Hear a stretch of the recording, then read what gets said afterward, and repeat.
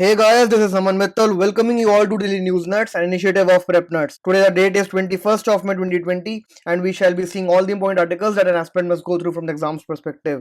आज हमारे पास द हिंदू में नियर अबाउट 5 आर्टिकल्स है एंड इंडियन एक्सप्रेस से हमने 1 आर्टिकल सिलेक्ट करा है and there are 2 articles from the PIB. In total we shall be seeing near about 8 articles today. Coming on to the front page of the Hindu, there are 2 news. One is with respect to the Nepal and the second is with respect to the China. So Nepal has recently launched a new political map which India has not accepted. So the news title says that Nepal's new political map unacceptable, says India. Recently India inaugurated a link road from Thar to Lipu Lake. Lipu Lake is a pass in Uttarakhand connecting Tibet and the Kailash Mansarovar. तो India ने Dharchula Lipu link inaugurate करी और उस पे नेपाल को objection हुआ because वहां पे काला पानी रीजन लोकेटेड है जहां से ये लिंक रोड पास होती है और Kalapani region is a disputed region as both of them claim the region to be their territory and now Nepal has come out with its own political map wherein it shows the Kalapani region along with Limpiadora and Lipu Lake in its own territory. तो India ने इस map को artificial बोला है and it has said that this map is not acceptable to us.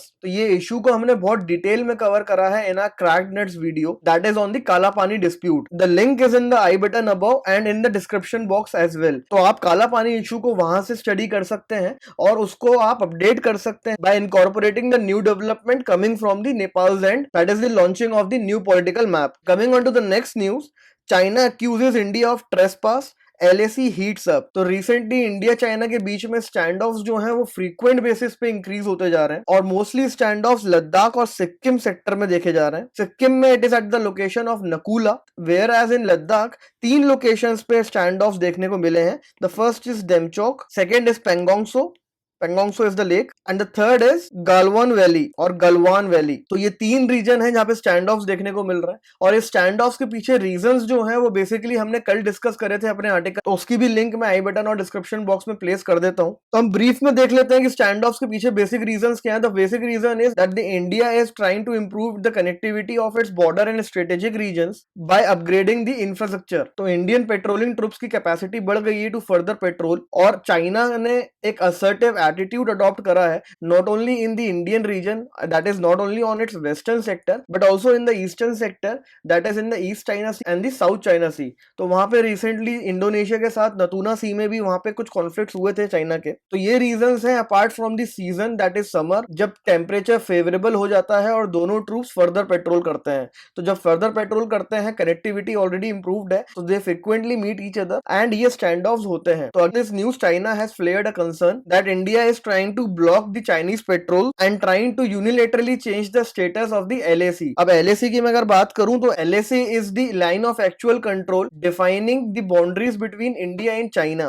But ये highly undefined है because India के हिसाब से LAC की लेंथ जो है वो नियर अबाउट 3500 किलोमीटर्स है बट चाइना के हिसाब से इसकी जो लेंथ है that is near about 2000 kilometres only. तो आप देख सकते हैं कि कितना ज्यादा यहाँ पे डिसएग्रीमेंट है between both the countries with regard to the LAC. तो अनडिफाइंड बाउंड्रीज के कारण number of areas which do not hold common agreement between both the countries, इनके कारण ये जो इश्यूज हैं, जो स्टैंड ऑफ्स हैं, ये डे बाय डे इंक्रीज होते जा रहे हैं. So that was all in this news and for the rest of the information you can definitely check our yesterday's article. Now before moving on to the next article let's have a look about the Amphan cyclone. So Amphan has finally hit the land and the good thing is that there have been relatively less number of casualties this time. और इसके पीछे सबसे बड़ा जो reason है that is preparedness. Preparedness में काफी सारी चीजें इन्वॉल्व होती हैं जिसमें सबसे इंपॉर्टेंट आता है forecasting, that is early warning forecasting systems. तो इंडिया के IMD के जो फोरकास्टिंग मॉडल्स हैं that have improved a lot since the IMD has shifted its forecasting model to the dynamic model. So it is more real time, it gives better predictions of the climate and the changes therein. And because of this, IMD is able to give the timely information along with regular updates of such events like that of cyclones. तो यहाँ पे from disaster management point of view अगर early forecasting system पे कोई question put up होता है तो आपको पता होना चाहिए कि forecasting system के basic components क्या होते हैं. forecasting system का सबसे पहला component होता है that is to observe, the second component is to collect, the third component is to process and the fourth and last component is to disseminate. forecasting model में basically पहले observe किया जाता है क्लाइमेटिक कंडीशंस को, and the data of the same is collected, it is processed after that using the dynamic forecasting models and advanced computer simulation technologies. Final component of forecasting is to disseminate that data in a timely manner to the concerned authorities of that particular region where disaster is likely to take place. तो सबसे important disaster management में preparedness के अंदर जो अभी significant है that is the forecasting. और forecasting के ये चार components हैं. अगर ये चार में से कोई एक component भी ढंग से काम नहीं करेगा या अगर थोड़ा सा slightly weak हो जाएगा, so the entire model of forecasting will get severely affected. तो ये आपको basically पता होना चाहिए from the disaster management point of view. And mark my words कि अम्फान का जो forecasting है और अम्फान से related जो preparedness की गई है, it will act as a model now for the disaster management across the region. तो ये आपको यूज करना स्टार्ट कर देना चाहिए कि अम्फान में Indian institutions like IMD and the authorities at the ground level उन लोगों ने कितना प्रोएक्टिव एंगेजमेंट दिखाया and they successfully tackled the cyclone which was super cyclone in its nature, that is the severest of the cyclone and the most deadliest cyclone that India has witnessed since 1999. तो ये चीज बहुत important है and it is to be read between the lines. तो ये आपको यहां से एक्सट्रैक्ट करना पड़ेगा बिकॉज ये आपको एक्सप्लिसिटली मेंशन नहीं मिलेगा कहीं पे भी. Now let us move on to the next article. Page number 4. Locust cross Thar desert to invade 16 districts in Rajasthan. तो लोकस्ट अटैक जो है वो इंडिया में अब देखने को मिल रहा है और ये मई के स्टार्टिंग में भी प्रेडिक्शन आए थे कि लोकस्ट जो है they are travelling and they were near the India Pakistan border.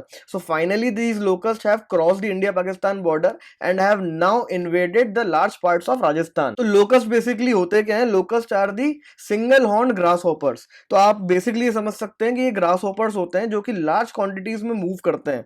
So why is it a threat? So they are threat for 3 reasons और वो 3 रीजन ये हैं. The first is that they have a gregarious behaviour, that is a behaviour to group. तो इस gregarious behaviour के चलते ये grouping करते हैं और एंड जब ये ग्रुपिंग में मूव करते हैं so they have the potential to destroy large swaths of land coming across their way. Second reason why they are a threat is they can multiply very rapidly. So if not tackled in a timely manner, they can cause a havoc. And the last reason that why they are threat is that they affect food security in a severe manner. ये already बता चुके हैं in the countries like Kenya, Ethiopia, जहां पे food security locust attacks के कारण बहुत ज्यादा threaten हो गई थी. Because of the first 2 reasons we have discussed, that is they multiply very rapidly and they move in groups. अब हम बात करते हैं इस present attack की. तो इंडिया में यूजुअली जो लोकस्ट अटैक्स देखने को मिलते हैं वो बेसिकली देखने को मिलते हैं जुलाई और अक्टूबर के बीच में. बट अभी अप्रैल से ये लोकस्ट जो है इन्होंने मूवमेंट अपनी चालू कर दी थी. तो इसके पीछे बेसिकली रीजन जो है that is this cyclone Mekunu and Luban. ये 2 साइक्लोन थे जो 2018 में ओमान और येमेन में आए थे और इन्होंने वहां पे टेम्परेरी लेक्स क्रिएट कर दिए थे. तो वो लेक्स जो है वो थ्राइविंग ग्राउंड बन गए इन लोकस्ट का और ये वहां से इन लार्ज नंबर्स प्रोड्यूस होना चालू हो गए. If you want to track the movement of locusts, then it would be like they move from Iran to Pakistan then to India and between they cross the Persian Gulf, that is between Iran and the Saudi Arabia. तो अभी हम बात करते हैं present situation की और measures जो locust attack से रिलेटेड है. तो प्रेजेंट सिचुएशन ये है कि रबी की हार्वेस्ट हो चुकी है, fields are now clear and the kharif sowing has not yet taken place. तो इस कंडीशन ने लोकस्ट को फर्दर स्पेस प्रोवाइड कर दी है to invade further into the larger parts of India and they can be a threat for the next sowing season because by then they would have invaded into the larger parts of India just because of the fact कि lands अभी जो है वो empty है, वहां पे कोई crops नहीं है तो वो वहां पे रुक नहीं रहे हैं. अब अगर हम इनकी preventive measure की बात करें तो organophosphate pesticides आते हैं जो अभी भी इन पे effective हैं. Thankfully locusts have not evolved to resist these organophosphate pesticides. तो इनको मेलेथियन भी बोलते हैं, मेलेथियन पेस्टिसाइड्स, जिनका यूज करके लोकस्ट को स्लो डाउन किया जाता है एंड फाइनली एलिमिनेट किया जाता है. So government definitely will have to technologically intervene into these locust attacks by making use of drones both for the surveillance, that is for tracking the movement of the locust, and also for the application of the organophosphate pesticides or the malathion. And also local level पे authorities को farmers को aware करना पड़ेगा about such attacks ताकि वो sowing को further थोड़ा सा delay कर सकें और अपने आप को equip कर सकें with such pesticides. So that was all about the locust attacks. हालांकि इतना यहाँ पे mentioned नहीं है, but it was important from the exams perspective, so I have tried to deliver you the essential information out here. Now moving on to the next article. On page number 10 there is a small news that is 60% of farmers faced losses finds a survey. तो एक सर्वे हुआ जिसने farmers के ऊपर effect जानने की कोशिश करी of the lockdown. So it came out with the result that 60% of the farmers faced losses in India during the lockdown period and also they are facing the problem with respect to the upcoming sowing season. जिसके पीछे दो reason है। The first is they cannot afford the inputs because supply chains interrupt हो गई है, तो inputs available नहीं है और जो अवेलेबल है वो अफोर्डेबल नहीं है। And the second reason is of the labour shortages. तो ये दो रीजन के कारण आगे भी और लॉसेस होंगे फार्मर्स को, और लॉकडाउन के कारण वो ऑलरेडी लॉसेस सफर कर चुके हैं। तो ये जो फैक्ट है बस आपको ये पता होना चाहिए from the perspective of impact of lockdown on the farmers. Now moving on to the next article, Abbas says Israel's annexation plan has derailed Oslo Accord. So ये एक बहुत इंपॉर्टेंट डेवलपमेंट है मिडिल ईस्ट रीजन का, जहाँ पे Palestine के president Mohammad Abbas ने ये बोला है कि they are planning now to quit from the Oslo accord and from all the security understandings that have taken place till now between the Israel and the Palestine. तो पैलेस्टीन अगर इस development को further extend करता है या इसको effect देता है, then it is definitely gonna change the political dynamics of the Middle East region, because already काफी टाइम से इजराइल और पैलेस्टीन के बीच में मिडिल ईस्ट में काफी ज्यादा केओस चल रहा था। And Oslo accords were the only peace process treaty that was helping Israel and Palestine cling to each other during this time of instability. तो अब इस न्यूज की ग्रेविटी को समझने के लिए आपको इजराइल और पैलेस्टीन के बारे में पता होना चाहिए कि वो कॉन्फ्लिक्ट है क्या। एंड द गिवन टाइम मैं कोशिश करता हूं कि मैं आपको ब्रीफ में बता सकूं क्या इशू है, ताकि आप इस न्यूज को और इस न्यूज की ग्रेविटी को समझ सकें कि हाउ इंपॉर्टेंट इट इज। तो बेसिकली ये जो इजराइल और पैलेस्टीन का इशू है ये चालू होता है एंटीसेमिटिज्म से, that is the hatred for the Jews, जो 19th सेंचुरी में देखी गई, जिसके कारण रशिया से and then later on in the mid 20th century during the world war Germany से ज्यूज को एक्सपेल किया गया। तो ज्यूज ने finally after the end of the world war अपनी एक खुद की कंट्री की डिमांड करी एंड यूएन ने फाइनली वो कंट्री उनको प्रोवाइड कर दी। अब ये जो कंट्री प्रोवाइड करी that was provided by carving out the British mandate of Palestine. तो वर्ल्ड वॉर 2 के बाद जो पैलेस्टीन रीजन है वो ब्रिटिश की मैंडेट था, तो उसमें से एक रीजन को कार्व आउट किया गया और उस रीजन को इजराइल डिक्लेयर कर दिया। अब जैसे ही इजराइल को डिक्लेयर किया 1947 में, उसके बाद जो अरब स्टेट्स थे came out in the favour of the Palestine and in that situation एक वॉर हुआ जिसको अरब वॉर ऑफ 1948 भी बोलते हैं। इस वॉर में नेबरिंग अरब स्टेट्स ने इजराइल पे अटैक किया but Israel could not be defeated. Then again 1967 में एक 6 डे वॉर हुआ जिसमें countries like Syria, Egypt and Jordan, ये 3 कंट्रीज ने मिलकर इजराइल पे अटैक किया। Again Israel could not be defeated, instead Israel ने तीनों कंट्री से कुछ ना कुछ टेरिटरीज उनकी ले ली। लाइक फॉर एग्जांपल सीरिया से उसने गोलन हाइट्स ले लिया, इजिप्ट से उसने Sinai peninsula and Gaza strip ले ली, और जॉर्डन से उसने वेस्ट बैंक ले लिया। वेस्ट बैंक बहुत इंपॉर्टेंट है बिकॉज जेरूसलम जो है वो वेस्ट बैंक में है। अब मैं आपको इसके आगे बढ़ने से पहले वापस पीछे ले चलता हूं, जहां पे 1947 में यूएन ने इजराइल को डिक्लेयर करा by carving out a region from the British mandate of Palestine. तो वही रीजन क्यों डिक्लेयर करा? बिकॉज ऑफ द फैक्ट कि वहां पे जेरूसलम है and Jerusalem is the holy place for Judaism. तो जूइश पीपल है, उनकी होली प्लेस है जेरूसलम, और इसीलिए इजराइल को वहां पे कार्व आउट किया गया। बट इजराइल के पास जेरूसलम नहीं था। जब यूएन ने इजराइल को कार्व आउट करा था तो जेरूसलम को कॉर्पस सेपरेटम का टैग दिया था। कॉर्पस सेपरेटम से ये मतलब था कि Jerusalem will be regulated by the United Nations, वो किसी का पार्ट नहीं है, ना वो इजराइल का है, ना वो जॉर्डन का है, और ना वो पैलेस्टीन का है। That will be completely governed by the United Nations. But Israel ने पहले eastern part of the Jerusalem पे कैप्चर कर लिया and then in the 6 day war उसने कंप्लीट जेरूसलम ले लिया by acquiring the western part of the Jerusalem as well. Then 6 day war के बाद नेगोशिएशंस चालू हुए, पीस प्रोसेस चालू हुए। इजराइल को टॉकिंग टर्म्स पे लाया गया बिकॉज इट वाज क्लियर कि अरब स्टेट्स जो हैं वो इजराइल को by the use of hard power defeat नहीं कर सकते हैं। तो नेगोशिएशंस स्टार्ट किए गए और उस प्रोसेस में एक पहला पीस प्रोसेस साइन हुआ 1973 में, that was the David camp accords. And finally in the David camp accords the Sinai peninsula which was captured from the Egypt, वो इजिप्ट को वापस कर दिया गया। लेकिन अभी तक पैलेस्टीन से इजराइल ने बात करना चालू नहीं किया है। It was only in the 1990s especially during the 1993 and 1995 when the Oslo Accords were signed. ये जो Oslo Accords हैं, that is the peace process between Israel and Palestine. पहली चीज, इसराइल ने पैलेस्टीन को रिकॉग्निशन प्रोवाइड करी for the first time, that is it provided recognition to the PLO, Palestine Liberation Organisation, जो कि वहां पे पॉलिटिकल ग्रुप है, और ये जो मोहम्मद अब्बास हैं जिन्होंने अभी ये डिसीजन लिया है, ये भी पीएलओ के ही मेंबर हैं. The second thing under the Oslo accords was the withdrawal of the Israeli forces from the parts of Gaza and the West bank. तो अगर ये इजराइल का मैप है, so this is the West bank and this is the Gaza strip, और यहाँ पे Jerusalem है, this is the Jordan, here is Egypt and here is Syria, और यहाँ पे मेडिटेरेनियन सी है. ओस्लो अकॉर्ड्स में इजराइल ने ये एक्सेप्ट किया कि वो विड्रॉ करेगा, और जिन इलाकों से वो विड्रॉ करेगा वहां पे पैलेस्टीन ऑक्यूपाई कर सकता है. पूरे विड्रॉल एरियाज को बेसिकली 3 एरियाज में डिवाइड कर दिया गया, A B C. Area A में पैलेस्टीन का कंप्लीट कंट्रोल होगा, एरिया बी में पैलेस्टीन का गवर्नेंस के मामले में कंप्लीट कंट्रोल होगा, बट सिक्योरिटी के मामले में इजराइल का कंट्रोल होगा, और सी एरिया में इजराइल का कंप्लीट कंट्रोल होगा. तो बेसिकली ए एरियाज जो हैं वो कंप्लीटली पैलेस्टीन को दे दिए गए. तो यहां से एक पीस प्रोसेस स्टार्ट हुआ. Although this peace process was not void of military aggressions, but still this was the process which clinged both the countries to hold some talk. Palestine में basically 2 groups हैं जो run करते हैं. The first is Hamas and the second is Fatah. तो Hamas जो है it's kind of a terrorist organization, although it has not been designated by the UN as a terrorist organization, but many countries have designated Hamas as a terrorist organization.